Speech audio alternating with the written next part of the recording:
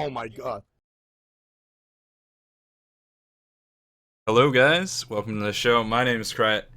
F. had to put his makeup on. The makeup person took a little bit longer than usual, but he looks beautiful, so it's fine. It was. Of course I look beautiful. Why wouldn't I look beautiful? Hello, friends. Hey, guys. It's my favorite emote. How you guys doing? I'm doing well. How you doing, Krett? All things considered, I'm in a pretty good mood. What do you mean, all things I considered? really want to play MKX, and it's really fucked up. So. Yeah. Oh, is it? What's going on with it? You know how World of Warcraft? For those of you who don't know, World of Warcraft has stream content updates.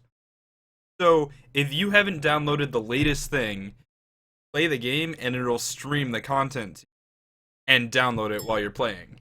So you could play the first level or 4 of Diablo There's a while level. it downloads while it downloads 5, 6, 7 or those areas, right?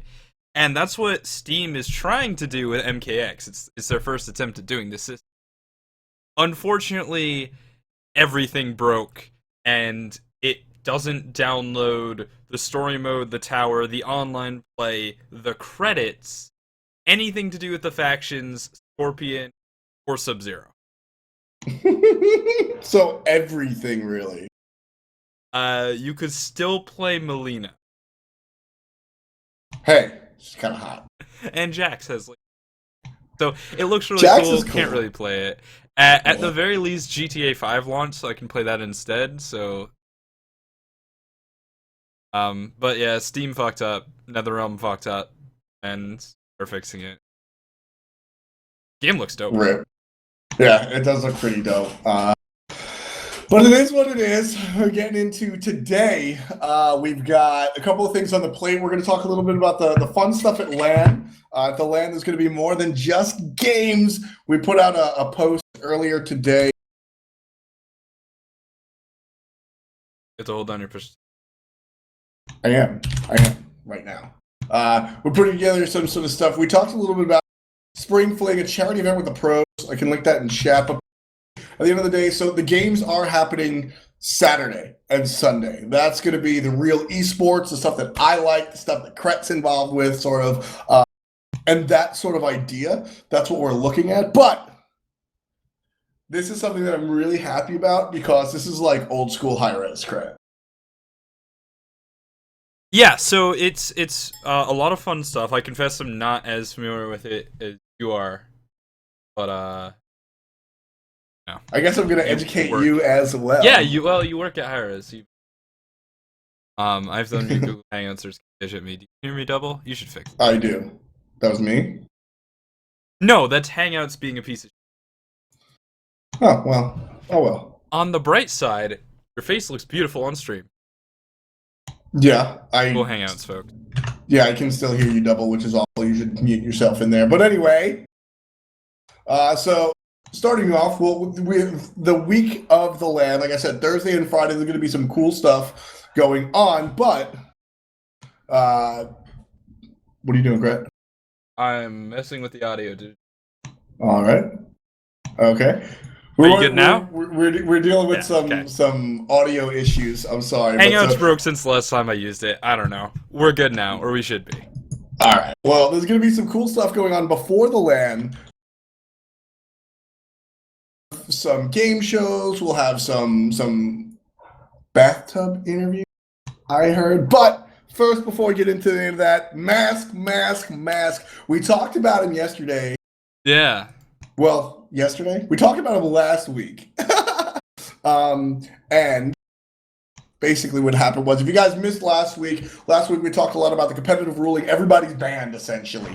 Everybody got banned. Yeah, I mean, why don't you talk a little bit about what we okay, so basically, a few people were like, I don't think Hi-Rez really reads our reports. I don't think they're really banning people for bad behavior. So Hi-Rez went in and they banned everyone for 3 days, and nobody can play Smite. To show all of you. No, what actually happened was there were these 2 accounts that had, atrocious behavior. And so Hi-Rez looked into them, found out that there were a lot of different IPs playing on the same account, which can have a good reason for it. Like maybe you play on your laptop at work because you have a fake job, and then you play at home because you go home from your fake job. But you probably aren't playing from Massachusetts, Wyoming, Arizona, and California. That's probably not the case. Doesn't the best live there? Someone does. I don't know. Somebody lives in a W state. And so they realized that the IP addresses that were playing on this account were actually professional players, or competitive players of various calibers. It was Sub for Trig.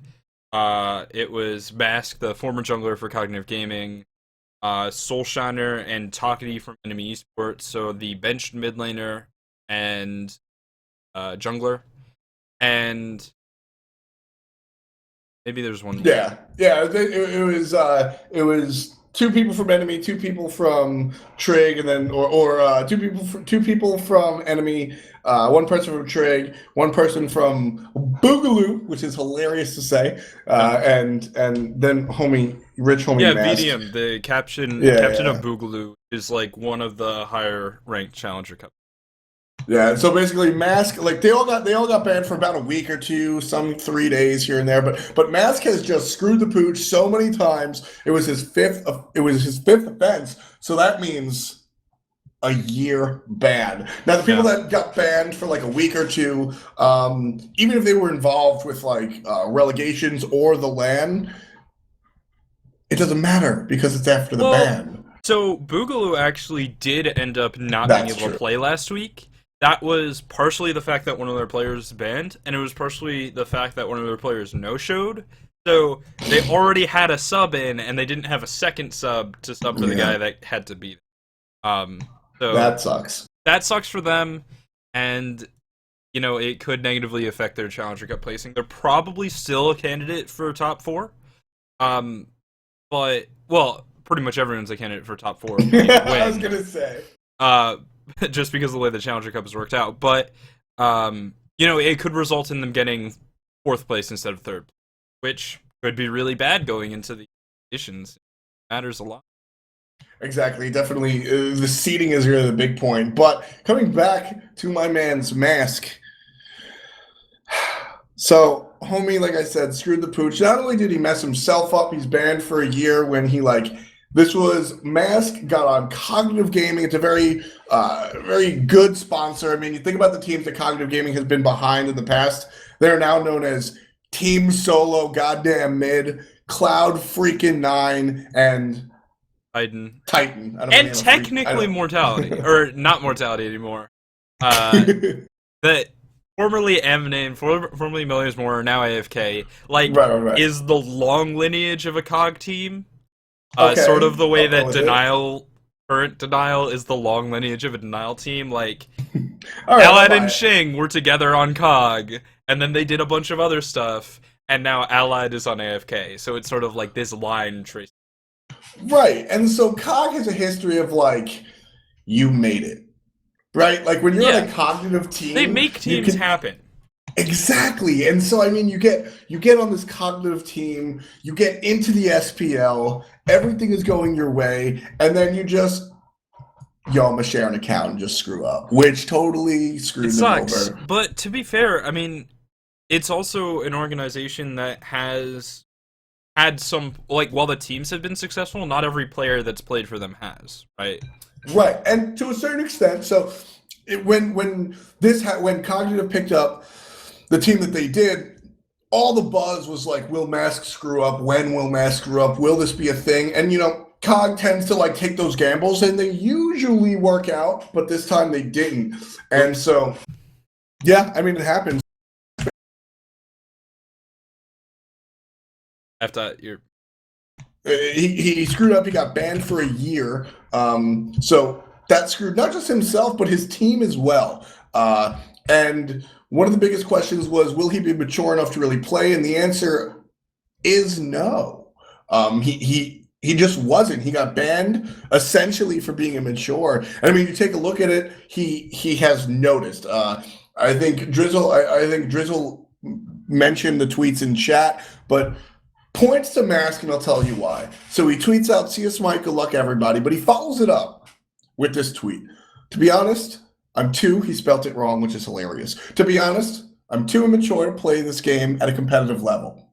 I'm going to get my life straightened out before ever coming back." Secondary tweet, "I hope my team does well after what I did to them. Good luck to Herwin, Famous Hate, Homie Effie, Meerkat, Smuggling Rum, Jigs, Shut Up, Krett." Yeah. So, like, on the one hand, he totally screwed up in an extremely immature way, but on the other hand, isn't it a sign of maturity? Is it a sign of maturity to recognize that you're too immature? Yes, it's just too late to actually have a career in competitive Smite. Oh, yeah. For now. You know, maybe he'll come back in a year. Who knows? He, like, Mask's kind of himself to be a jerk. Put it nicely. Yes. But, you know, he is undeniably pretty good at the game. Yeah, I mean, You can't look at Mask and be like, he's bad. Because I mean, he's not bad. At best, you could maybe say he is average for a competitive player. And that's still really freaking good. Yeah, exactly. And like, and I mean, like, that was the biggest problem with the situation. Mask was one of the key players for this team. I mean, yeah, he's a real playmaker. I feel like Famous Hate is sort of learning. Famous Hate can become a great hunter, but at the moment he's a work in progress, right? Sure. Herwind is a very hot or cold mid laner. He's very good when he's good, but when he gets down, it's very hard to climb out of that hole, right? It's very tough. And then Meerkat is actually pretty consistent.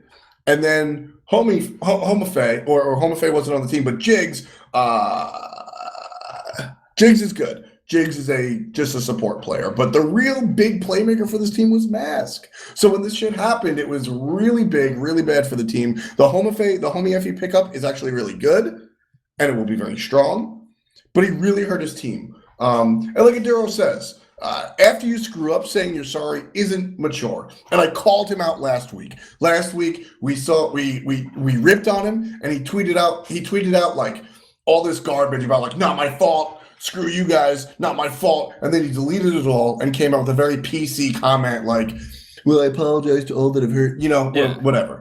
And like, that seemed very canned. I made fun of him, saying that like it was clearly the owner of the franchise that told him to say that. He says he didn't. I don't really care what the truth is. But this time around, his response is, "I recognize that I'm immature, and I'm gonna fix that before I come back." It's not, "I'm sorry," which I think are two different statements. It's true. It's basically him saying, "I have learned something from this," and whether or not that's true, I don't know. But hopefully he has, because he kind of fucked up a good thing. I mean, definitely. He screwed up a very, very good thing, which is super unfortunate. It's super unfortunate because, like I said, I mean, it's just, he had something great and he fucked up. Like, that is the definition he did. of it. Like, you know, and like I said, he's mature enough to realize that he's not mature enough to be in this position, which I think gives him more points than not. And like I said, last week I went in. Well, I also want to say, like, he's the wrong kind of immature, is the problem. Go on. Like, Divios is also immature, but he's immature in a way that doesn't really matter. He's like, has a lot of fun with what he's doing, and I don't want to say he does take it seriously, but there's like this very specific meaning that I'm having trouble articulating of not taking it seriously. He just has more fun than you're supposed to when you're playing for $2 million. Right? Like, he enjoys it more than you're supposed to. You're supposed to be stressed out, and it feels like, I don't know what it is. It's just something about him, and I'd say that's immaturity, but I also say it's immaturity that doesn't really matter. Like, it's just a part of who he is, and it's not necessarily I mean, frankly, it's holding him back refreshing to me. professionally. Yeah, I think it is refreshing. Unfortunately, yeah, as Enduro Like, said, playful, which is perfect. Yeah, playful. That's fine. Playful's That's the word. that's a play style. That's flavor. Whereas Mask has immaturity in, or had. Hopefully, he will change, but he had immaturity in the sense of just being a fuckboy, which is Exactly. holds you back professionally. Yeah, so I mean, I don't like the word immature for Divios. I mean, I'm sure there is stuff that I'm not privy to, but as far as like enjoying the game, I mean, professional athletes come to mind. People like, I mean, there are professional athletes that just enjoy the game. At the end of the day, you're playing a game professionally, right? Right, that's, like Michael your Robinson. profession is to play a game, and having Magic fun with Steven. it is totally well and good. Like Airbud, for example, is totally just a. One of my favorite athletes, actually. But, yeah, I didn't but know. so yeah, I mean, I want to give credit. I really want to give credit to Mask here because, like Enduro said, saying you're sorry after the fact doesn't prove anything to me. But recognizing your fault and at the very least saying that you're going to make an attempt to fix it, I think is worth a round of applause. And I'm not going to say he's, you know, a pillar of the community. I'm not going to say he's somebody to look up to just yet, but it's definitely a step in the right direction for Mask, and I hope that good things come from it because it's he's a young guy, and you can only go up from here. So yeah, I mean, he's a good player. Maybe you'll find it in other. Yeah. So I mean, whatever. So I'll end this conversation with this. I mean, the Mask that got banned and the Mask that is known for being rude, crude, and socially unacceptable in the ranked queue, I wish you nothing but failure. But the Mask that just tweeted saying he recognizes his faults and wished to move past them, I wish you nothing but luck. And I want to see him do big things. I want to see him grow up. And whether it's Smite or a different game, because he's a talented video game player, I want to see him do something good. If that's the Mask that he's going to grow up into. If he leaves the old Mask behind, I wish him the best of luck. That would be great. And if he doesn't, well, that sucks for him. It honestly probably will suck for him if he doesn't. So let's stop being old men talking about the decisions of young boys. So let's talk a little bit more about the stuff that's going on around this LAN event. And I think the first topic I want to cover is the weird thing that this LAN event is, because it's a LAN for the players, but it's not a LAN for the spectators in the same way that we've seen in the past. And that's interesting because it's a closed audience. Right, yeah. There's going to be a limited studio audience. It's basically Bays and Bros, family and friends. Yeah, I mean, so it's at a new place. It's local. It's at Hi-Rez Studios ourselves, and so it's gonna be closed to the public. You can't go out and buy tickets. If you are dating an SPL player, then you can come. So maybe you have new aspirations to be a pro. Oh, I don't know. Where's Allied? But so where's Allied? So I mean, before we get into like the details and how much fun it's going to be, I mean, as far as that's concerned, I mean, we talked about this, and I intentionally beforehand didn't dive into it. Why is this interesting to you, Krett? It's interesting to me because I think the point of a LAN event like this, for the viewers, right? Aside from like more B-Real or better B-Real, and even then, like, that's arguable. It's not that much different from an online international tournament with the same 14, right? Mm-hmm. And that's just like strictly from a viewer perspective of me watching the game. The production value might be a little bit cooler. The B-Real might be a little bit more interesting, but honestly, if Hi-Rez tried really hard, they could probably do that, right? You could probably like whip up super nice production for like a weekend. Here's something I whipped up. Yeah, or you could like get like one-on-one interviews with like a really, you know, like a really good video broadcast, or like record them and send the file or something like that. Like, you could figure something out to do that. It feels to me, and this is what I love about it, like, it doesn't want to be a full LAN event like we saw for playoffs. Right. it doesn't want to be a full LAN event like we saw for Worlds, obviously. And partially that's because it takes a lot of time, costs a lot of money. You're going to run out of people to be in the audience if you're expecting them to fly out every 2 months. Exactly.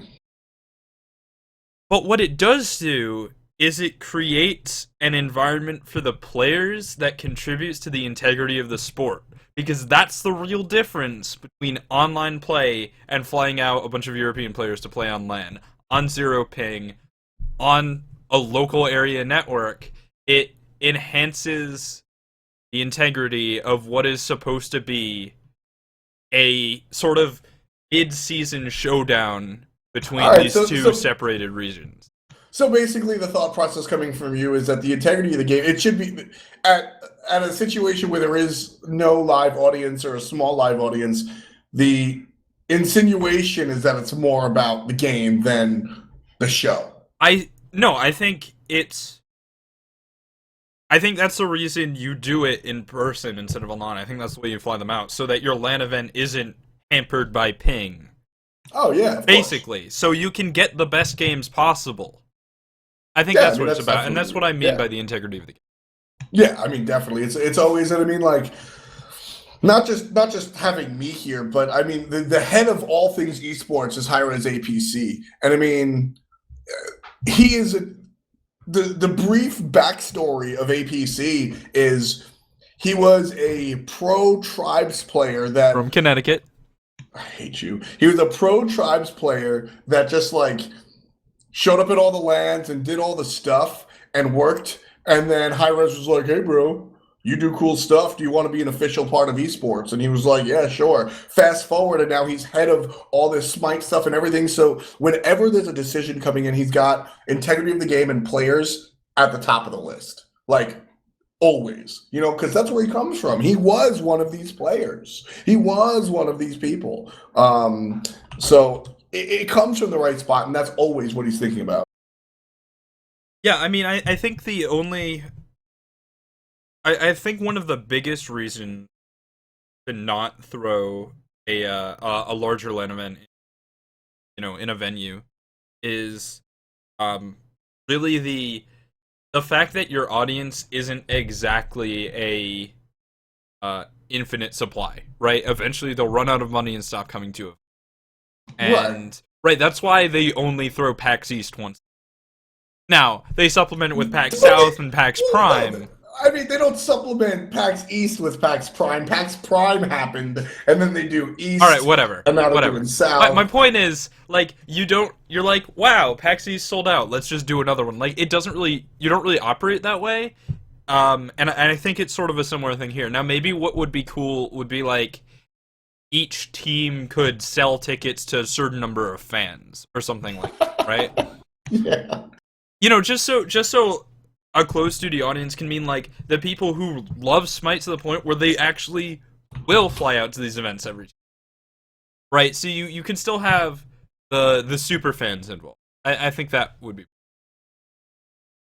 Yeah, I mean, it definitely would be pretty sweet. That could be an interesting thought process. I mean, as far as the thought of why it's a closed event, I don't really think it was anything as far as like audience exhaustion. Although that definitely is a great point. I kind of just think like it's a smaller space, and it's not our Super Bowl, right? Like sports have the benefit of being local. Right, so you can just go to your local sports affiliate, right? Unless you live in like Wyoming, because Wyoming doesn't have a team. But like, if you're in Georgia, you go see the Atlanta Braves if you like baseball. You don't go to the California stadiums, right? And that's the benefit of sports. With esports, you don't really have that. That's what like online viewing's about.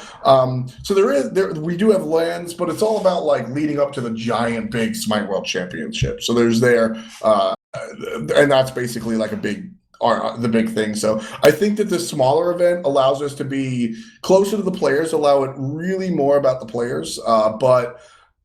So that's really what it comes down to. I think it's more about the players than anything else is what I think the bottom line about this is. Rather than like, yeah.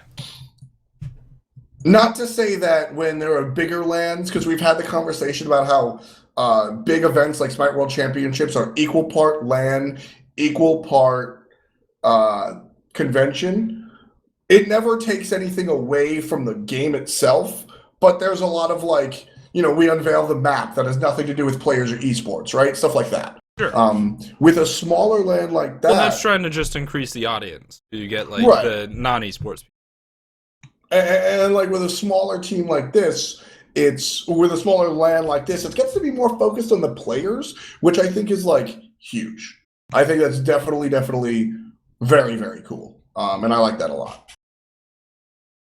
So we should see like more FaceTime on the players and stuff, and that sort of leads into what we're about to talk about with the charity. I just want to take something and nip this in the butt real quick. Because Funball, I don't know if you're watching or whatnot, but it'll get back to you. So I recently wrote an article, sort of a prepper, highlighting Trig Esports.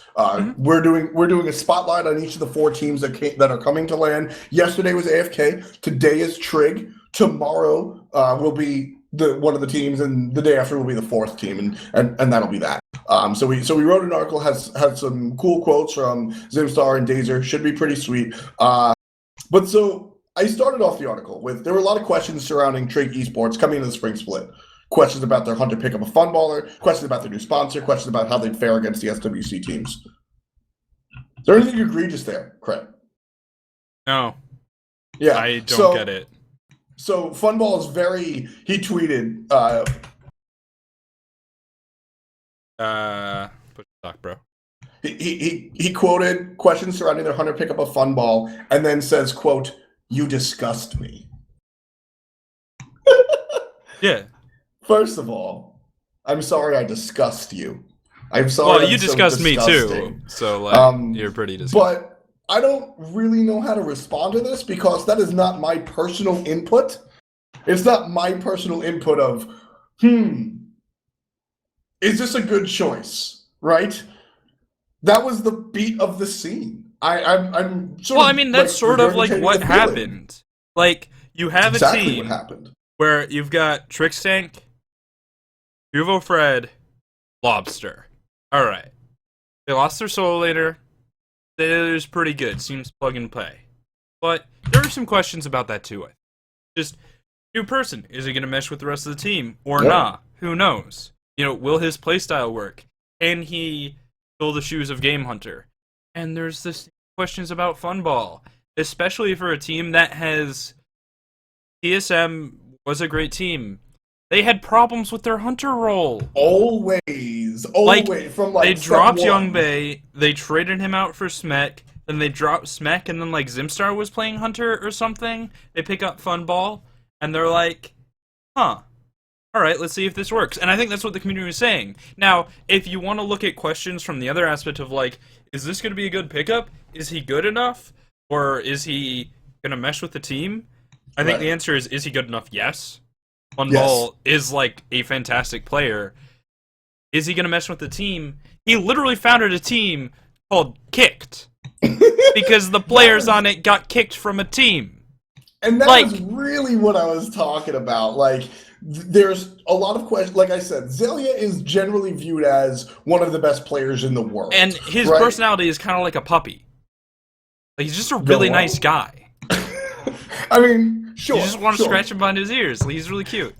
I mean, Xaliea has been lauded as one of the best players in the world, one of the best solo laners in the world / Europe. Really proved himself.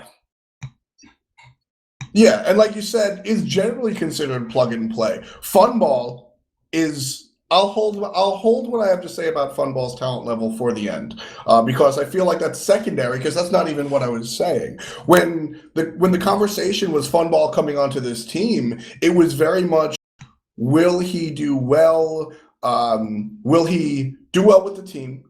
Will he do well, period?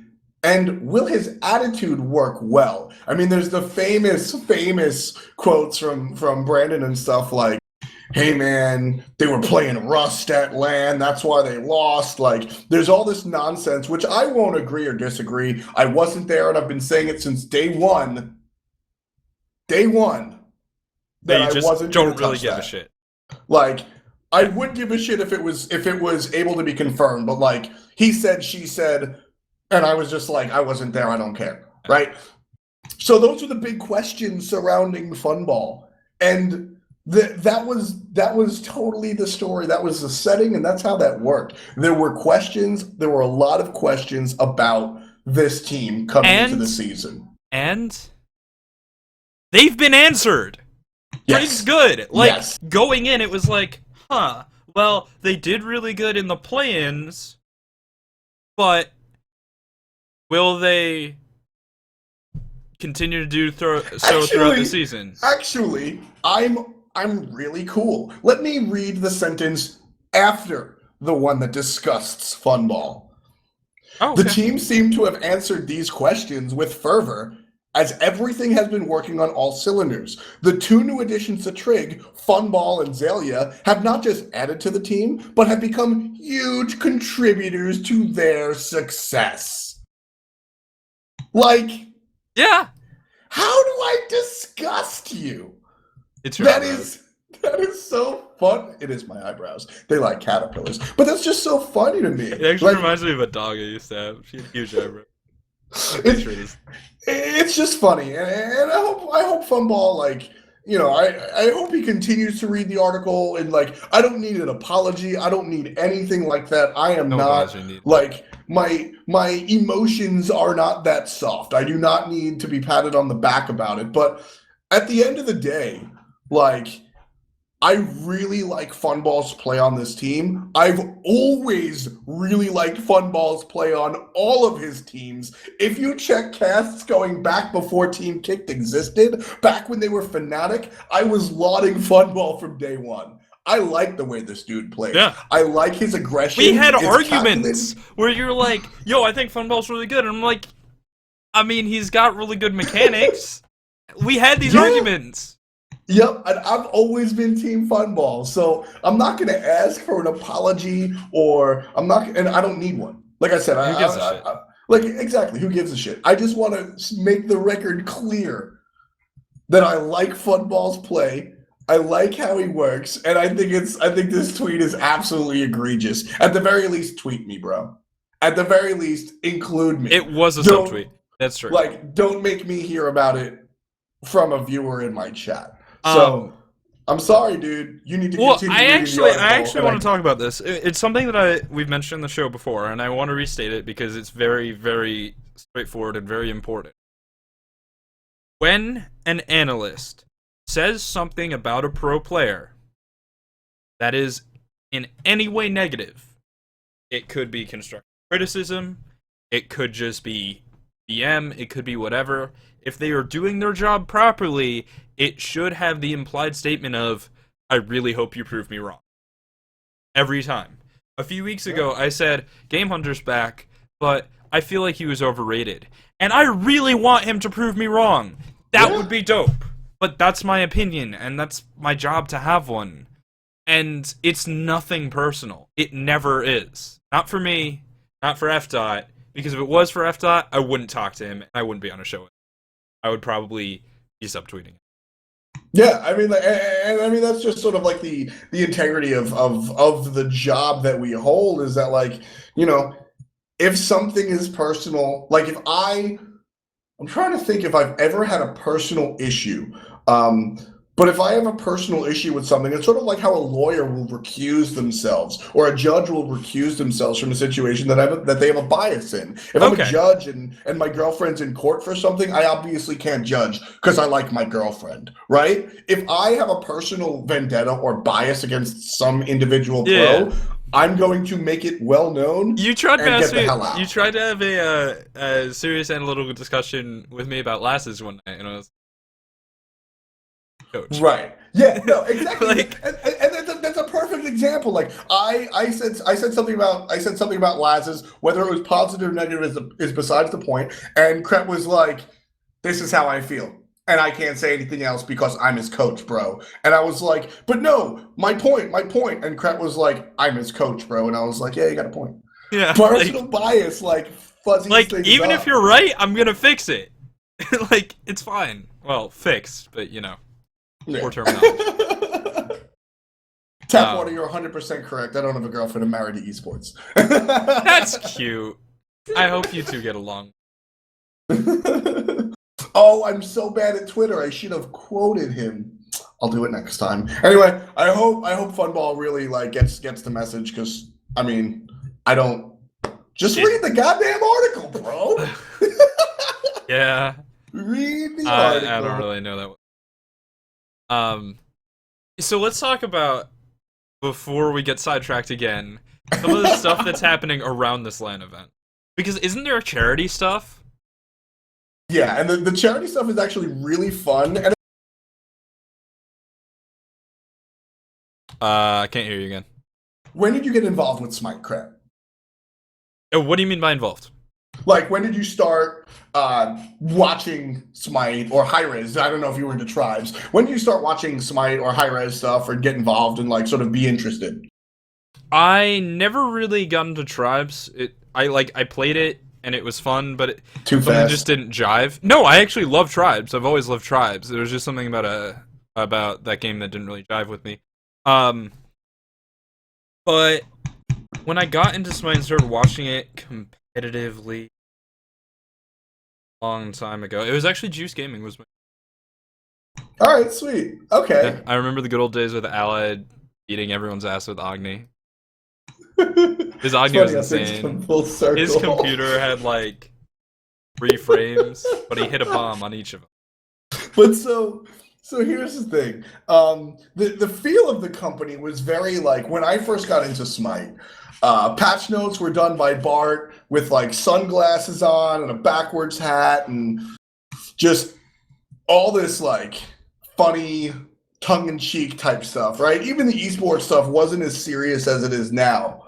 And it was very high-res. I mean, even launch tournament was very high-res. It was just a little different, right? It was a more serious Hi-Rez, but it was the same feel. Yeah, like, and so like Hi-Rez has this character, which is something that really, really draws me to it. I think one of the best examples, I think there's really 2 good examples in the game of Hi-Rez being Hi-Rez. Derpules. Okay, if you guys are newer to Smite, Hercules was remodeled, and Hercules, the new remodel. First of all, old Hercules, I love him. He looked like a member of the Bee Gees. He had this beard. He was really sweet. And he did look like a member of the Bee Gees. We need Discord. Yeah, we just retro Herc just needs to be Bee Gees Herc, and they'll do it great. But so new Herc, one of the big beefs with him was that he had a small head. Right? They were like, "Oh my god, his head is too small for his body." Well, it was when they remodeled him that his head just seemed smaller. Right. Like, and the original Herc's head seemed a little small, but like it was fine. And then they remodeled him. They're like, "Look at his new model," and everyone was like, "Dude, his head was small, and you made it smaller." And so what they did was they made a skin where Hercules' head was even smaller. And they called it Derpules, gave him a funny voice pack, and kind of like, that's the tongue-in-cheek middle finger, like, yeah, dude. Yeah, his head's too small? Well, now it's smaller, bro. Like, that's very high-res, you know? And another thing that I just recently found, if you find me in-game, see me in-game, you'll notice I'm wearing a yellow flag with a little icon on it. That's the Vatican City flag. So there's a different small, tiny country asking for their national flag to be included in the game, like, every week. And at some point, Hi-Rez put Vatican City, the place where the Pope lives, into the game. Which is awesome, and I use it. The moment F.12 told me about it, I bought it. I'm down. So good. Shoutouts to the Vatican. It's so good. And I mean, that's like two just perfect examples of what like the character of Hi-Rez is. They're like, look, we're very serious about making a fun game, and trust me, if you ever talk to the developers when they're in grind mode, it's 100% business. They want to make cool stuff happen. They want to please the fans, etc. But there's a lot of fun, and I think that's important, and that's what this LAN event is coming back to. We have like important games going on Saturday and Sunday, and like I said, it's more with the small LAN, inclusive, not like people can't come close to the public. It's more about the players this time around, and it's more about the players and fun during the week. It's very, very cool. There's going to be a lot of charity stuff going on Thursday and Friday. Spring Fling minigame. So Thursday, we actually started the first push. Thursday, we're going to have a 3v3. It's going to be a 3v3 joust tournament. But you guys get to pick the team names that the play. Everybody has PTT. I see what I think I know what's going on here. Yeah. Yeah, I can fix it. Okay. You didn't fix it. If you take a look at that link, you can vote on the names of the 3v3s. The caster has to call the names for the 3v3 tournament, so make sure you pick something funny. My vote is for team who is Krett. Wow, dude! The Krett fanboys are gonna come back and beat your ass! Yo, Dude, shout out to like... the time I actually had a 3v3 team. Well, I didn't have a 3v3, but there was one named the Krett fanboys. That was like the highlight of my career. Shout outs to, I don't remember. I think Maywood was. It was Maywood. That was a long throwback. That was a long time ago. You remember when we casted 3v3? What a great game mode. They should bring that back with Domination.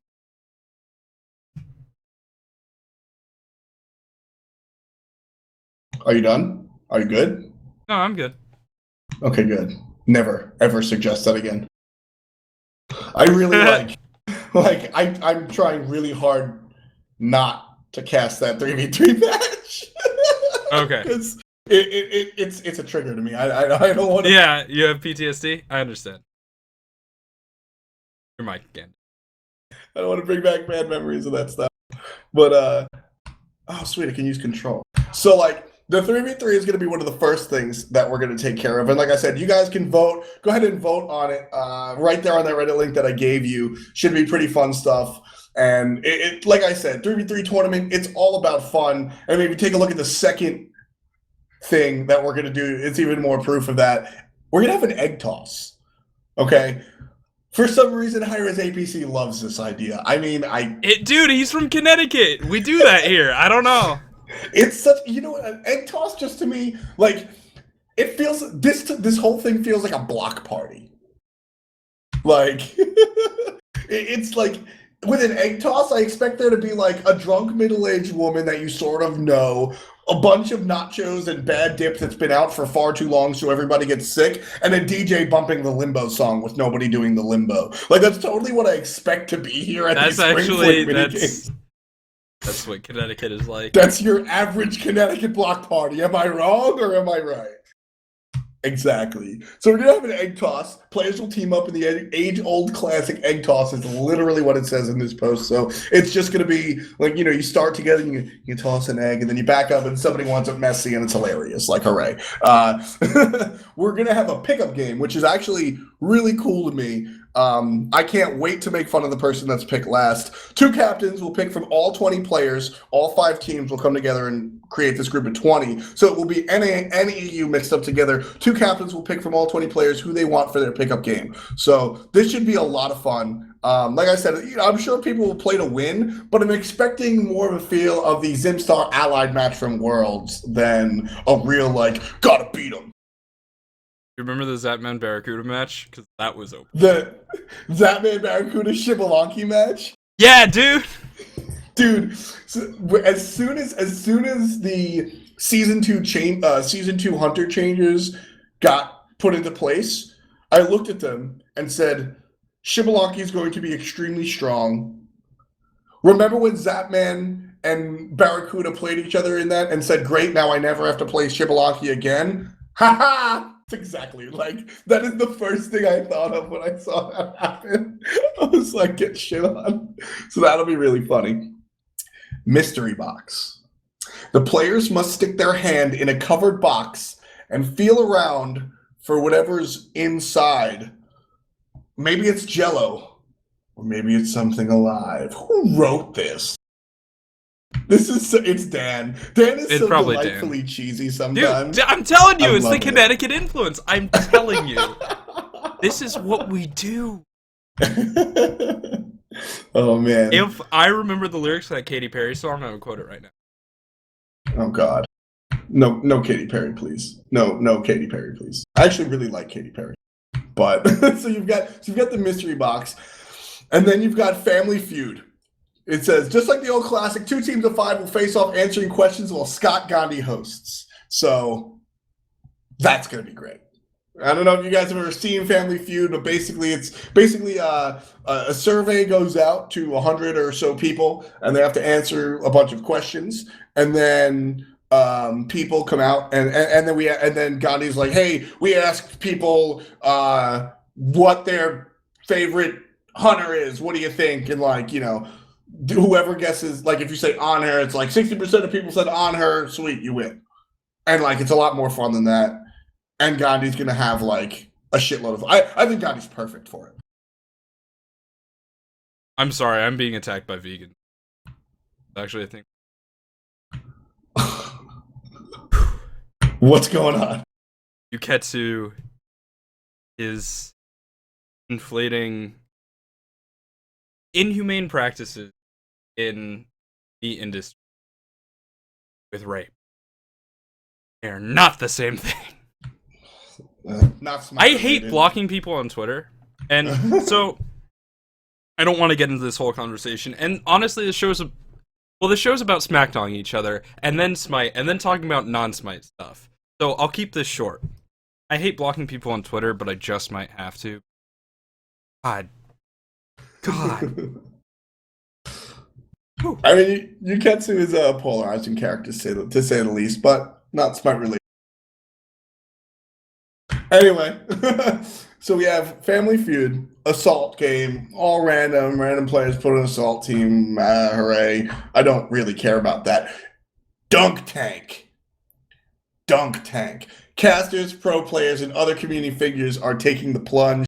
If you don't know what a dunk tank is, you're kind of dumb.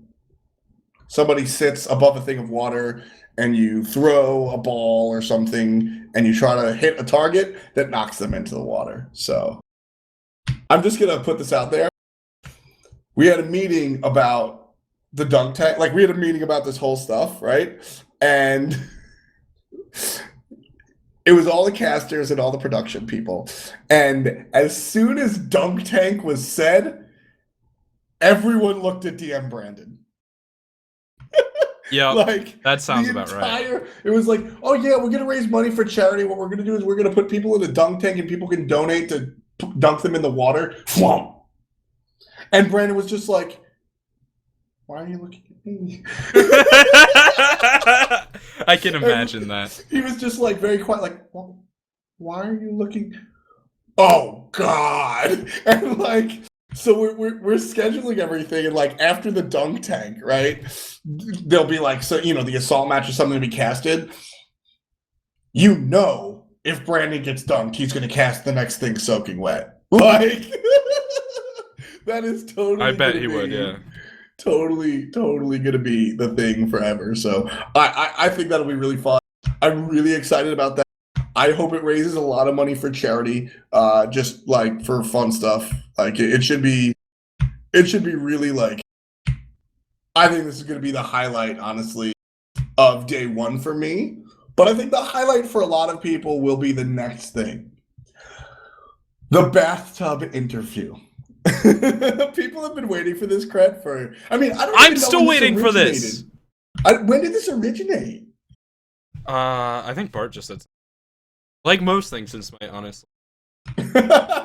I mean, so you've got this bathtub interview, which a lot of people are like trying. They want to be. They've been waiting for it apparently, and I don't know the details of it. My guess is it's going to be a surprise. I legit don't know the details. I would just say, haha, I know and you don't. But I legit don't know the details. But Bart will be doing a bathtub interview, and I know that it's something that a lot of the people at Hi-Rez are super. And this is exactly what I'm talking about. Like the bathtub, like when we were making the list of everything, Stu was just like, the bathtub interview has to happen. Stu is the president of the company. Yeah. Like, right. So yeah, that's Hi-Rez. Like, yeah, Bart needs to get in a bathtub with somebody. Like, it just has to happen. They've been looking for I will bet they've been looking for an excuse. Yeah, Well, here's the deal. I mean, it's largely been like logistical. I mean, who has a bathtub large enough to fit freaking Bart, and another full-grown male, right? Like, that's going to be difficult. We proposed it happened at DM Brandon's house, and Brandon was like, absolutely not. No, he was actually very open to the idea until we told him that, like, there would actually be people in it that have bodies, and he said no.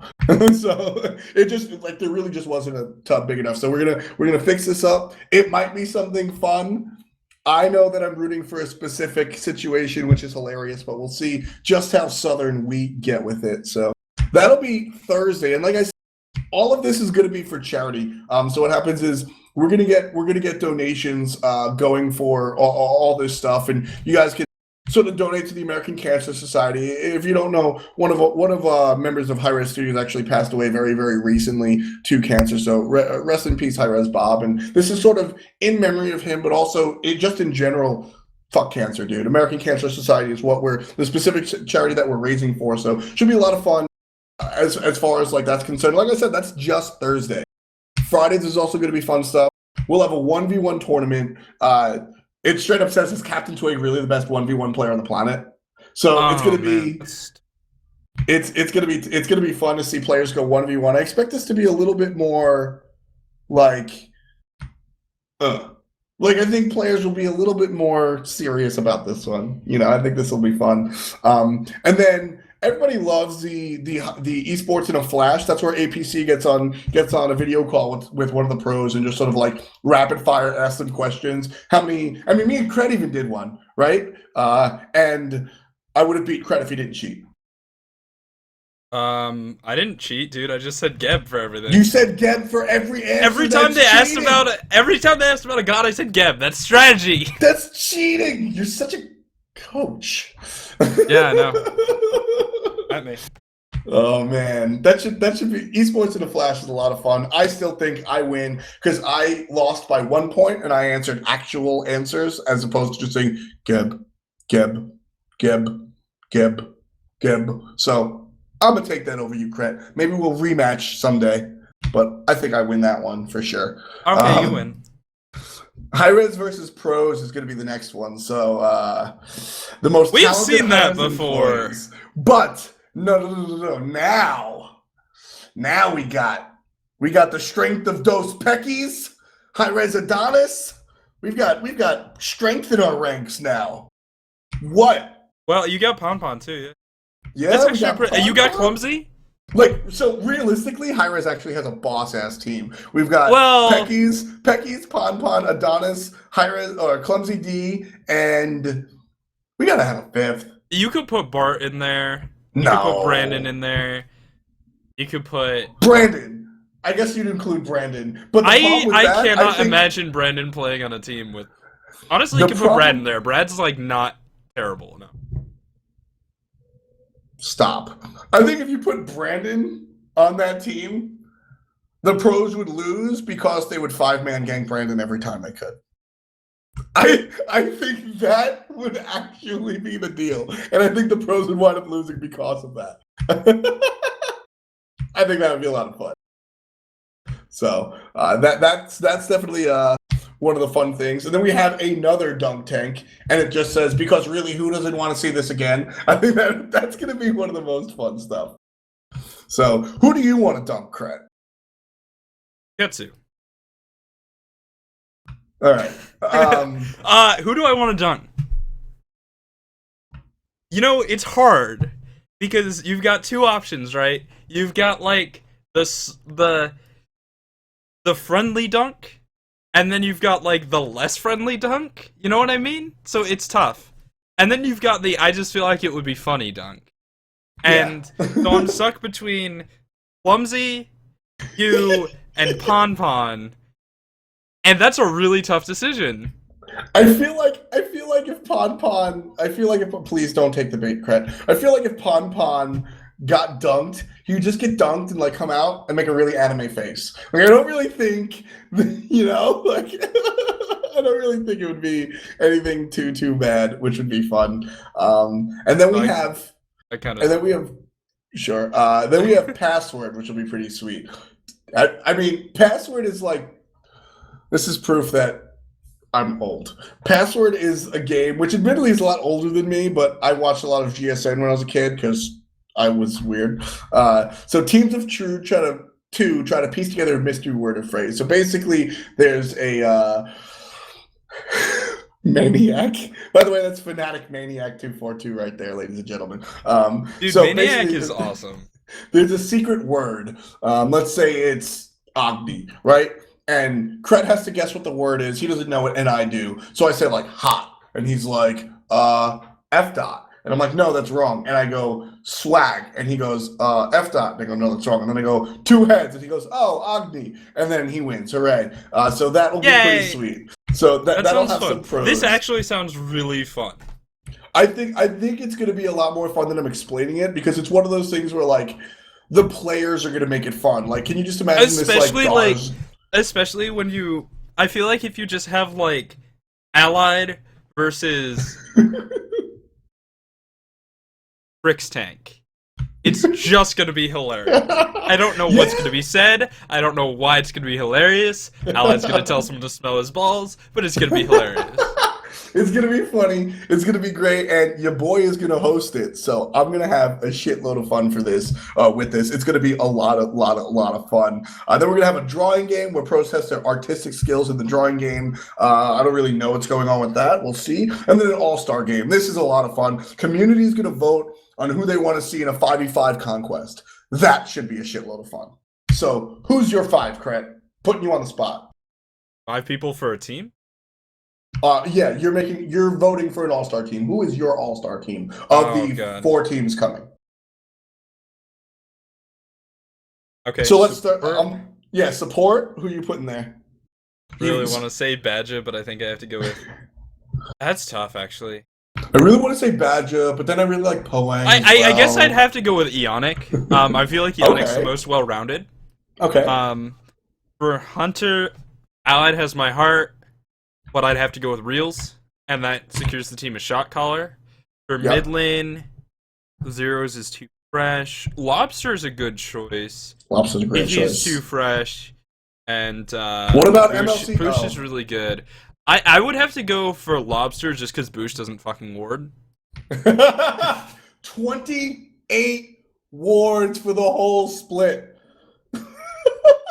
That's 5 weeks of play. 3 games or up to 3 games per week. Like, come on, 28 wards? Yeah. So, who's your solo? Solo and jungle is what you're missing. Solo, and Maniakk's so good. Divius is. I feel like Maniakk's really well rounded. Like, he can sort of do a lot of things. I feel like Cyclone Spin. Like, how long does this all-star team have to prepare? I mean, I get the impression that like they're not going to be boot camping. I feel like Maniakk because I feel like he's more plug and play than the other option. I feel like Cyclone Spin and Divius require a specific way that the team plays around them, and that's almost inarguable for AFK because it's literally what they do. Okay. Like my mom can tell that. And then for the jungle, Dagarz is so tempting. Mm-hmm. I think Cuvo Friend is nice and well-rounded, but well, actually, I don't know if he is well-rounded. He does his own thing. I think Cuvo works really well. I would go with Dagarz. I think I would go with Dagarz.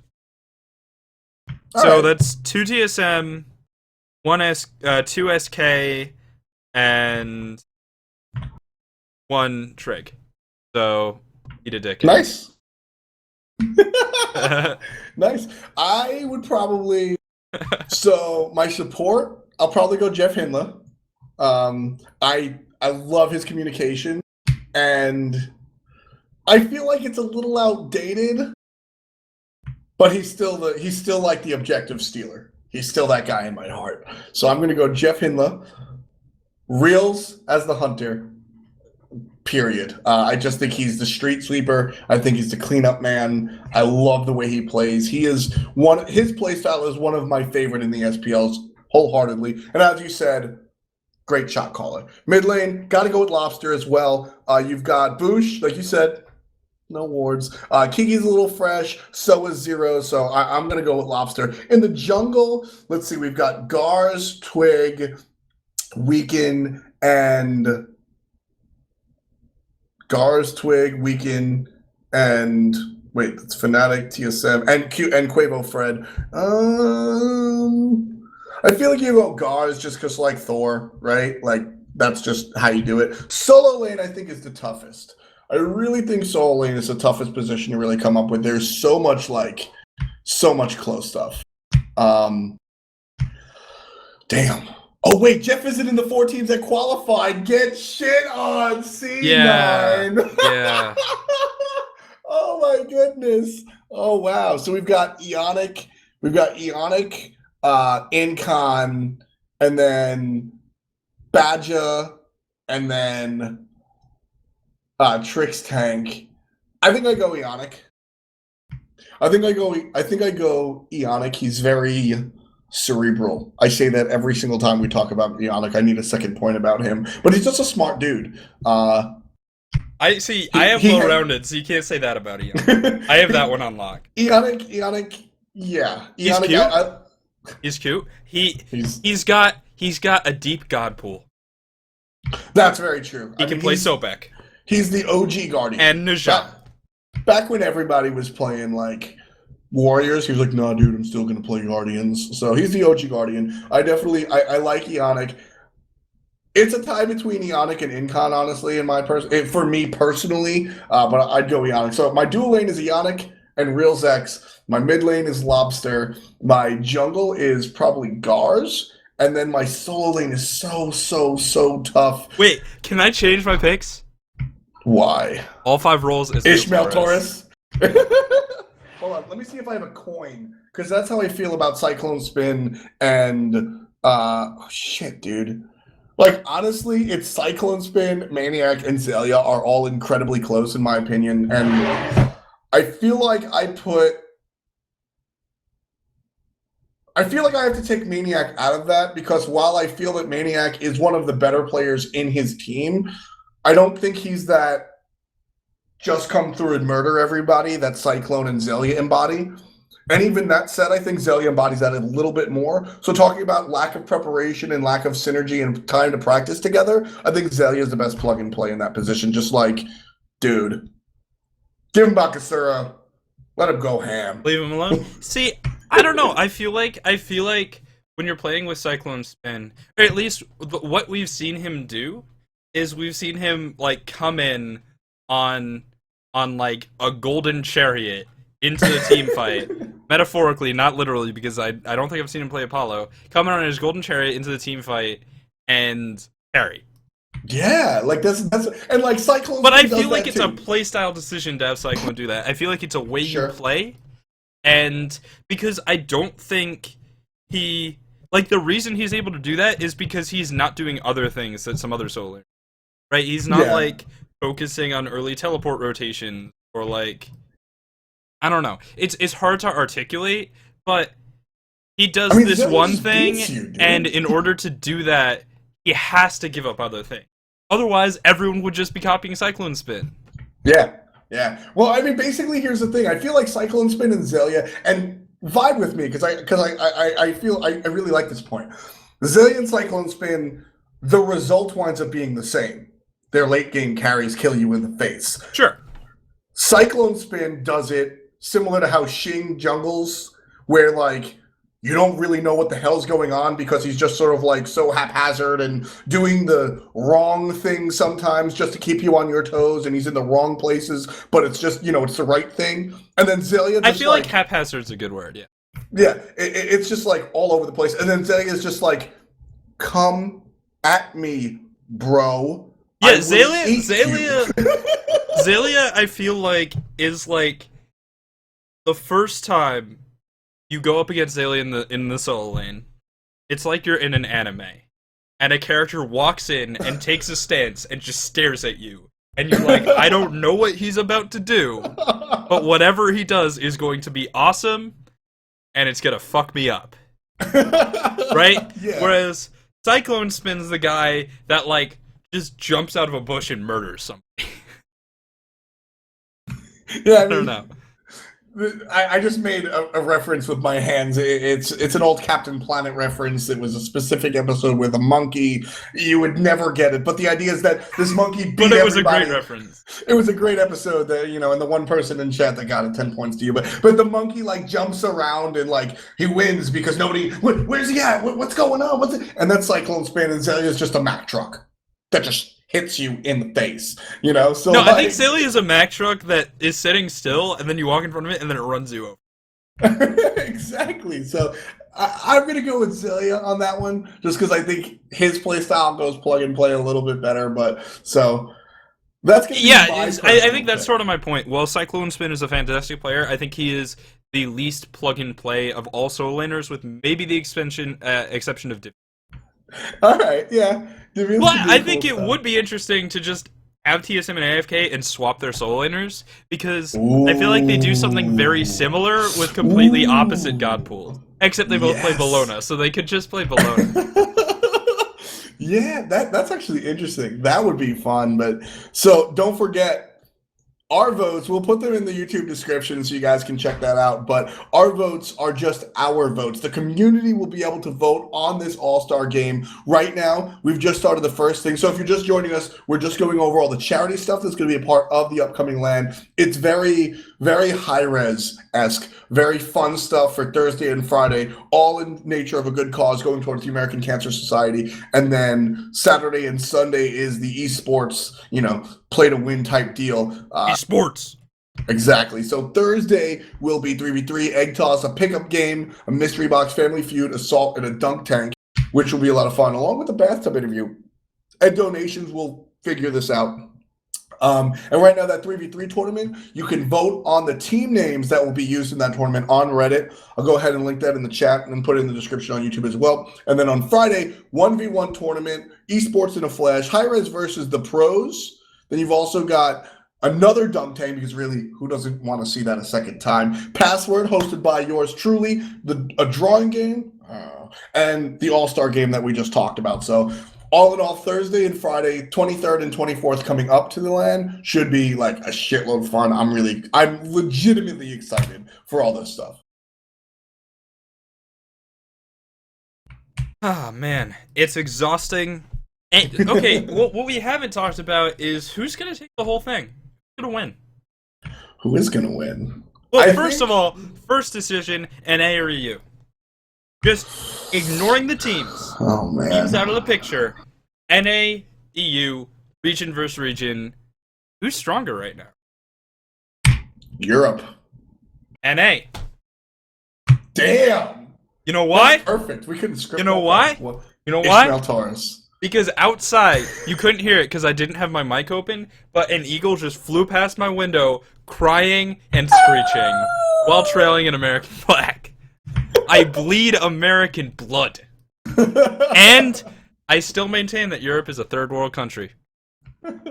Allied has come out and said that he thinks NA will win as well. He wants to defend the United States very hard. I personally actually think Europe is a little stronger this time around, and this is the first time in my professional analytical career that I think I can really say that. I've always felt that North America was has stronger. the USA chant.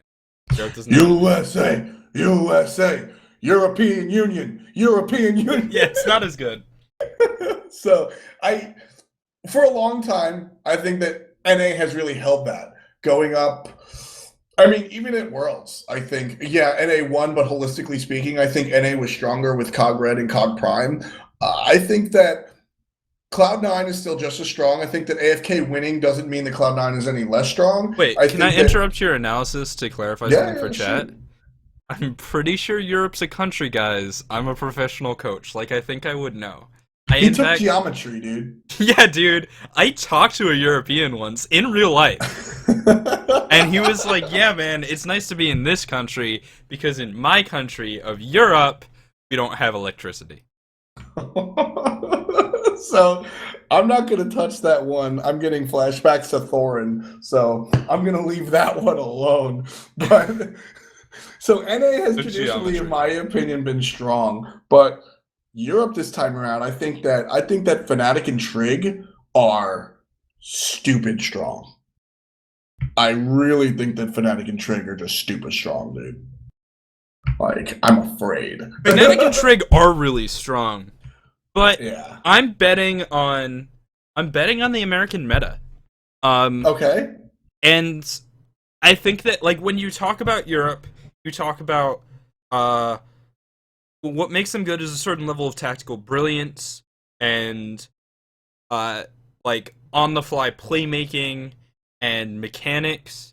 But I feel like in North America, the meta, and maybe it's not refined enough, right? But what North America does is they have a very specific meta with rules that you can't break, and they know why you can't break them, right? Yeah. It's not just like, you can't play Loki in the solo lane because that's not good. It's like, well, because if you do, we're gonna invade you, take everything, and then, like, kill you. Yeah. Right? Yeah. Like, in North America, there are rules, and you get punished if you break them, and I think if European teams are not careful, that can really be difficult for them in the international matchup. On the other hand, Europe can sometimes just pull things out where it's like, North American teams are like, oh, we don't know what to do about this. Like Ares in Worlds, where Cloud9 was like, what the fuck do we do against an Ares? Which is sort of an interesting thing for one of the best teams in the world.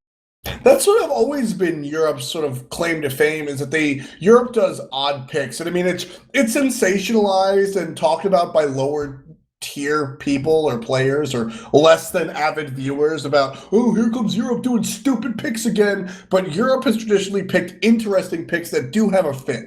It's just odd to see these picks come out, like Ares support, which was very weird at the time because people didn't play it. But high damage and cripples, you're not going anywhere. So, North America has to adjust. And that's generally been in the past how it works. Like, North America has a very set meta, and then Europe comes in and just sort of screws things up, and North America has to adapt, which is very interesting. And, I mean, Europe has their own, I don't know. I think that North America's meta is slightly different than Europe's, but I just think that the strength of the teams coming from Europe will be able to adjust or force North America to play their own game. I think the point is that North America has a more rigid meta and a more defining meta. Like, there are rules that you can't break, whereas in Europe, they bend those rules, right? Yeah. Like, when was the last time we saw a mage played solo in the...